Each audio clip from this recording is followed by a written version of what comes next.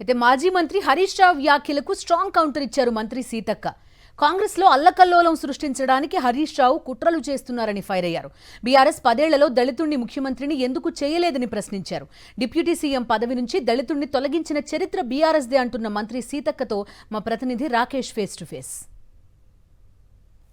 ముఖ్యమంత్రి పదవి విషయంలో మాజీ మంత్రి హరీష్ రావు హాట్ కామెంట్ చేశారు.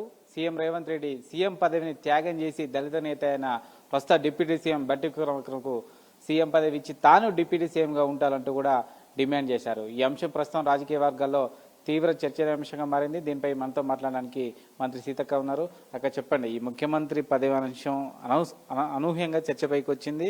రెండోది, సీఎం తన పదవిని డిప్యూటీ సీఎంకి ఇవ్వాలని డిమాండ్ చేస్తున్నారు. ఎట్లా చూస్తారు? కాంగ్రెస్ పార్టీలో ఏదో కల్లోలాలు ఉంటాయి, అల్లోలాలు ఉంటాయని ఊహించి ప్రభుత్వాలను కూలుస్తాం, పేలుస్తామని లేనిపోని అవాకులు చెవాకులు పేల్చారు. కాబట్టి అవన్నీ ఏం సాధ్యమైతలేదు. కాబట్టి ఇద్దరు డిప్యూటీ సీఎం, సీఎం గారు, మిగతా రాష్ట్రంలో ఉన్నటువంటి మంత్రులందరూ కూడా ఐక్యంగా పనిచేస్తుంటే తట్టుకోలేక హరీష్ రావు కుటుంబంలో, కేసీఆర్ కుటుంబంలో అల్లకల్లోలం ఉందని, ఆ అల్లకల్లోలాన్ని మా పార్టీలో సృష్టించాలన్నటువంటి కుట్రతో చేసినటువంటి నేపథ్యం. ఇంకొకటి నేను అడుగుతున్నా, హరీష్ రావు గారికి అధికారం పోయిన తర్వాత రకరకాల ప్రేమలు పుట్టుకొస్తున్నాయి. అయ్యా హరీష్ రావు, మీరు 10 ఏళ్ళు ఉద్యమ కాలంలో మేము దళితున్నే ముఖ్యమంత్రి చేస్తాం, చేయకుంటే తల నరుక్కుంటాం అన్నారు. మరి నువ్వు దళితుడా, నీ మామ దళితుడా, ఎవరు దళితులై మీరు 10 ఏళ్ళ అధికారాన్ని ఎలుగబెట్టిర్రు? అదే కాకుండా దళితుల్ని ముఖ్యమంత్రి చేయకపోగా దళితులను డిప్యూటీ సీఎంలను చేసి ఎలాంటి కారణాలు లేకుండా వాళ్ళను మీరు డిప్యూటీ సీఎం పదవుల నుంచి కూడా తీసేసి మీ దురహంకారాన్ని నిరూపించుకున్నారు. అంతేందుకు ఇవాళ బట్టి విక్రమార్కన్న గారి మీద మీరు ఏదో దళితుల మీద ప్రేమ చూపిస్తున్నారని మాట్లాడుతున్నారు.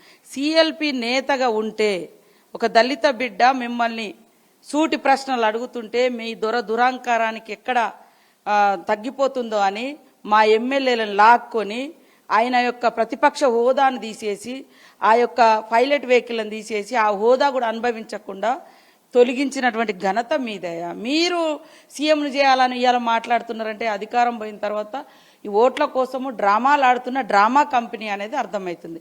మీ చేతిలో అధికారం ఉన్నప్పుడు మీరు ఎందుకు దళితుడిని 10 ఏళ్లలో ముఖ్యమంత్రి చేయలేదు? మీరు ఇచ్చిన వాగ్దానం, అది ప్రామిస్ చేశారు. మీరు నేను దళితుని ముఖ్యమంత్రి చేయకుండా నేను తల నరుక్కుంటా అన్నారు.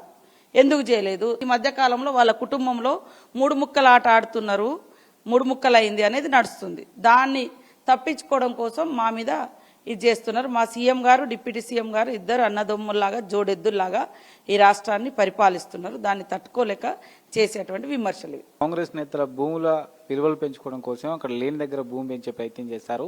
హైదరాబాద్ మొత్తానికి నష్టం చేకూరుస్తారని విమర్శ చేశారని చెప్తారు. నిన్న మొన్నటిదాకా మేమే 4th future city land acquisition ఎవరు చేసినాం, మేమే చేసినాం అన్నట్టుగా నాకు గుర్తుంది. మరి మీరెందుకు అక్కడ ల్యాండ్ అక్విజిషన్ చేసిరు? ల్యాండ్ అక్విజిషన్ చేసినప్పుడు ప్రభుత్వం అయితే ఎక్కడ డిమాండ్ ఉన్నదని కాకుండా తక్కువ రేట్ల కొనాలి, భవిష్యత్తులో ఎక్కువ మందికి ఫెసిలిటీస్ కల్పించాలి.